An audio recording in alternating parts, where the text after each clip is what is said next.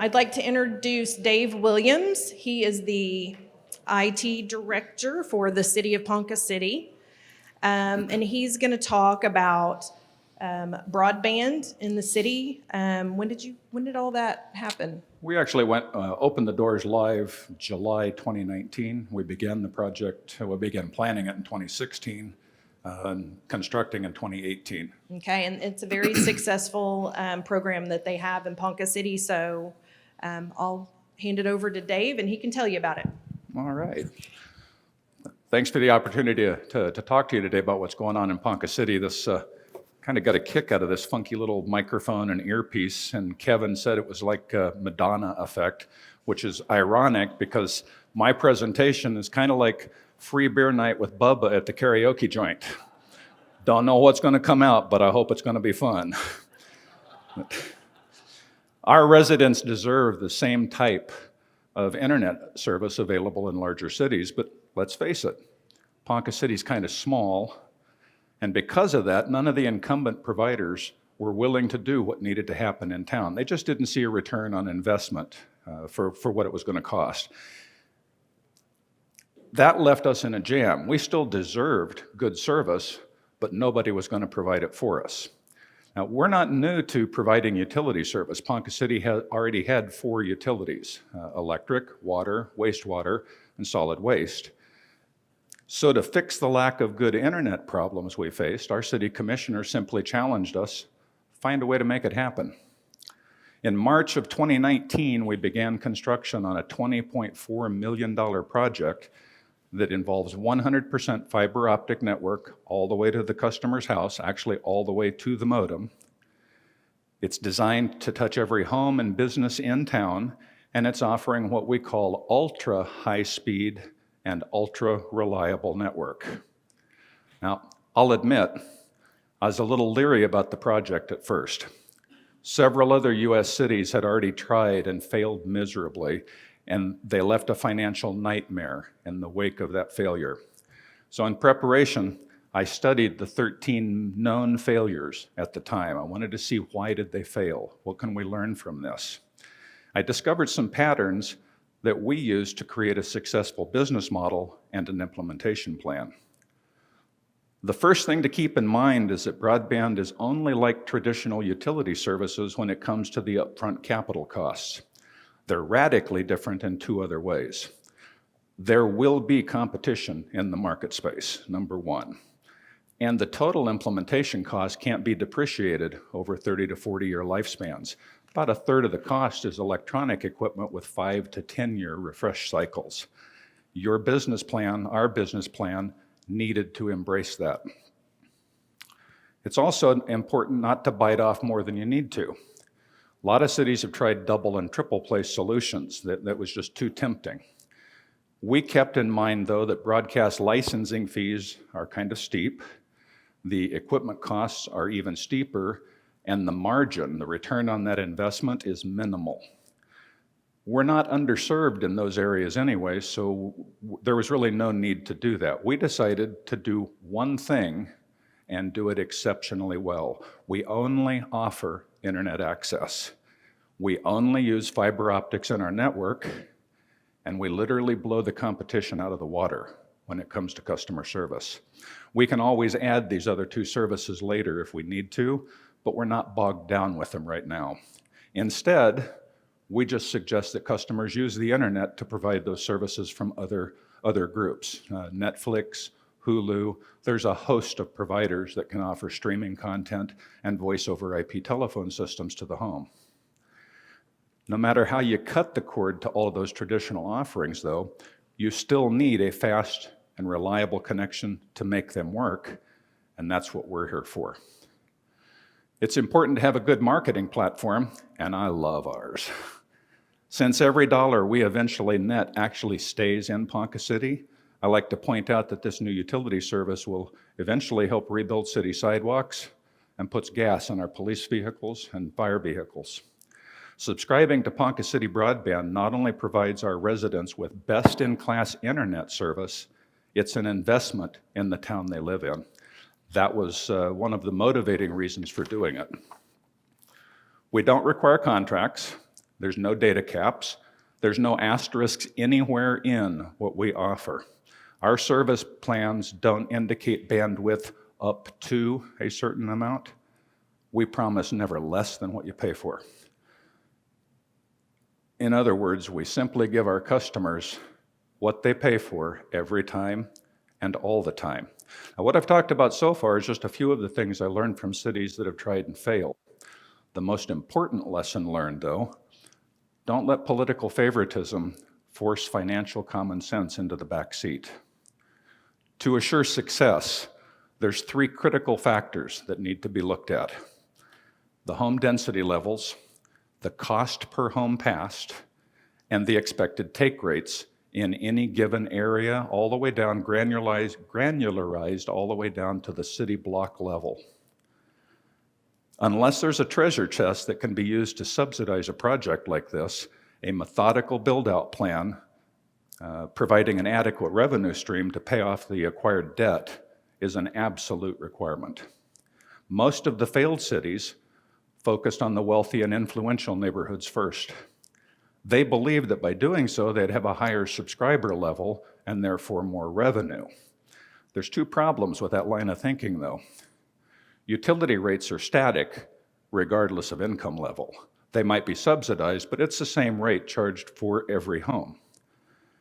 The second problem, wealthier residents tend to have larger homes, larger properties. It's further apart, there's less homes in a given area, therefore it costs more to build past those homes. The cost of installing fiber is the same per mile, whether there's 1 home or 100 homes in that mile. Utility service in their neighborhoods tend to be more underground than not, and that drastically increases the cost of the actual construction. Let me show you how these things affected our plan. Ponca City is essentially divided east and west by that red line, North 14th Street. The square miles of the city limits on one side is about the same as on the other side. By studying the 3 critical factors that I just mentioned, we determined the west side of town would cost around $11 million to build, and with a projected take rate that we had, would result in about $240,000 a month in revenue. The east side of town would take $10 million to build, with only $140,000 a month in revenue. 35% live in the most expensive part of town to build, so it didn't matter if they all subscribed. We still couldn't support the construction debt unless we started on the other side of town first and built a revenue stream to help pay for the higher construction debt. Now, it wasn't a popular decision since several wealthy and influential people live over there, but that's the way we did it. Our plan was kind of elegant in its simplicity. We started with a fairly small area, the red line here, number 1, coincidentally just about in the center of town. We divided the rest of the city up into 4 other phases, and we built out the lowest cost areas first. This slide actually represents the sequence of construction throughout town. By doing so, we're building a sufficient revenue stream to pay for the more expensive part of the phase 4 and 5 part of the project that we're in construction with right now. Phase 1, 2, and 3 were built using existing utility reserve funds. Phase 1 was actually just out of the reserve fund, no debt to repay. Phase 2 and 3 was a no-interest loan out of additional reserve funds. Phase 4 and 5 are being built with a low-interest bank note. Our plan also provided for some learning time. Let's face it, no matter how carefully you plan something, there's likely to be a couple of surprises and gotchas along the way. Now, we were fortunate. We didn't have any major problems, but even minor changes take time to implement and change and incorporate into the workflow. We currently outsource most of our operations. Engineering, the outside plant construction is bid on by companies across the United States. We have local contractors doing our in-home installations. Electricians are wonderful for this. They love sending apprentices out. We contract out our 24/7 help desk as well as our network engineering and alarm monitoring. And my staff of 5 are able to keep up with regular system maintenance. We'll eventually move most of these functions in-house, but outsourcing them now initially means we don't have to blindly hire staff. We can wait until we know what's actually needed. How many phone calls a month are we likely to get? How many service calls a month are we likely to get? And we'll know what we'll know more, a little bit more closely what's actually needed. Construction is completely finished in phase 1, 2, and 3. We actually finished construction in phase 3 last August. 2 months ago, we began construction in phase 4 and 5 at the same time, and we're on track to meet our target completion date of end of January 2023. The last 2 years have posed some supply chain. Anybody heard of supply chain problems here lately?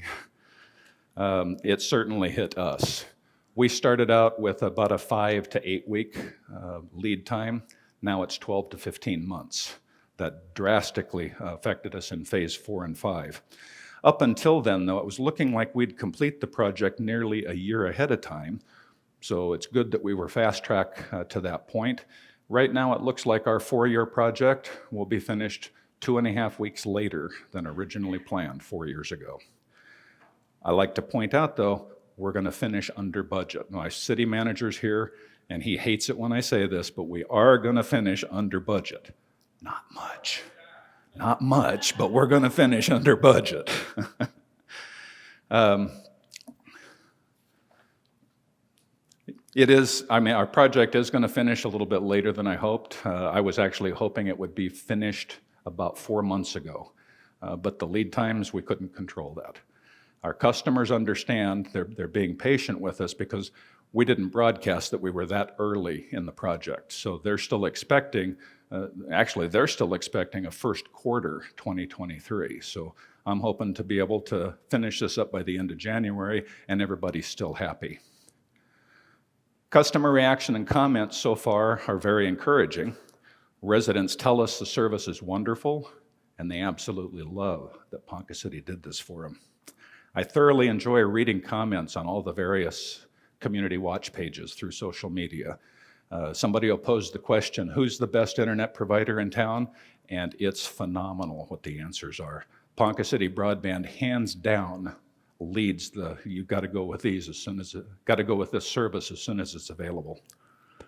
Our revenue stream is steadily growing. We passed the $1 million a year mark and are approaching 2 already.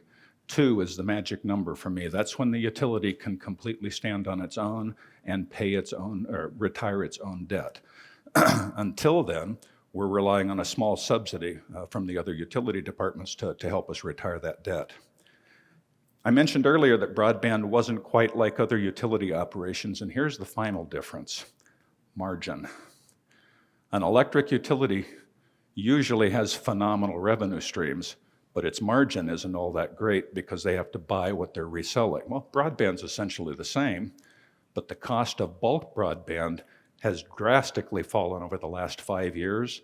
So as our revenue increases, our operational expense will not increase in proportion to that. The margin in broadband is phenomenally high. Like I said, our customers love the service they get. The City Commission is delighted because we not only did what they asked them to do, we hit it out of the park. My staff love that. So with that, be happy to answer any questions you might have.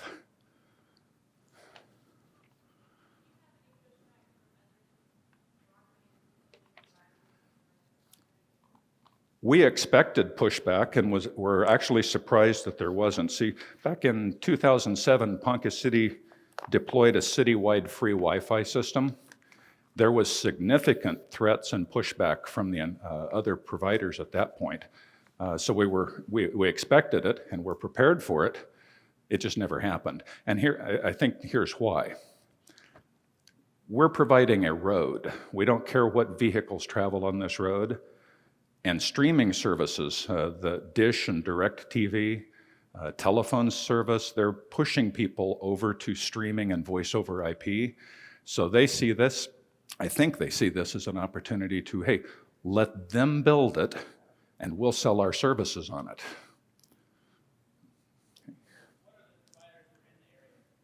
The major competition, it was Cable One, now Sparklight, AT&T. We had a local homegrown directional Wi-Fi system. That directional Wi-Fi works really good until the wind blows and the trees don't, or your towers don't sway the same way. Never happens in Oklahoma, I know.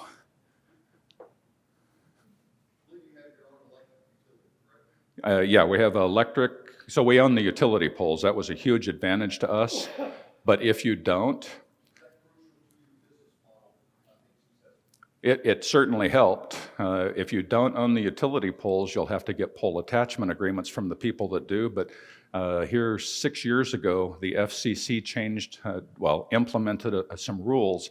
They cannot tell you no, and they cannot charge you anything more than they charge anybody else that's already there.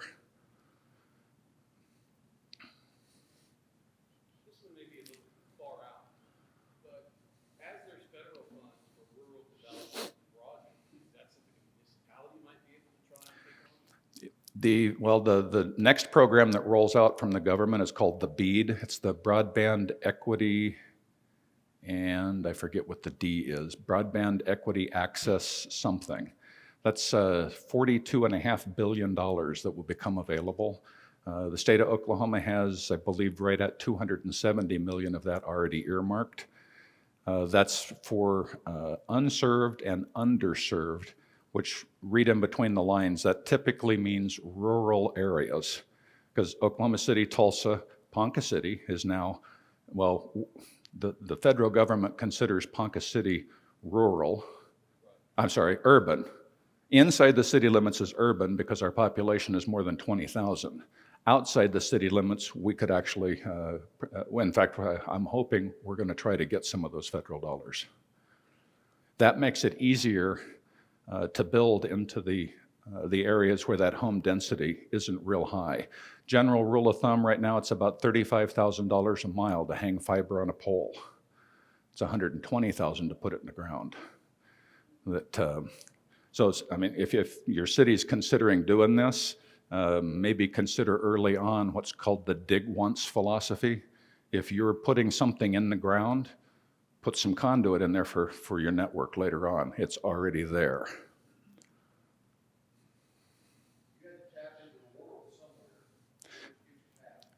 We have two backhaul providers. We've got several layers of redundancy built into the system. We use AT&T and OneNet. OneNet is the Oklahoma, it's actually the school's network. That's where they started. But they also sell backhaul, and they're a tier 1 provider.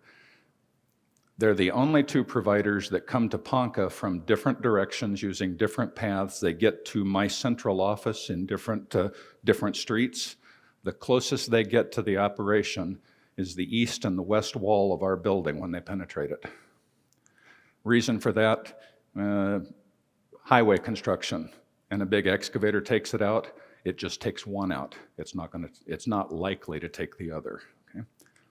I think I have about 5 minutes left. Yes, sir.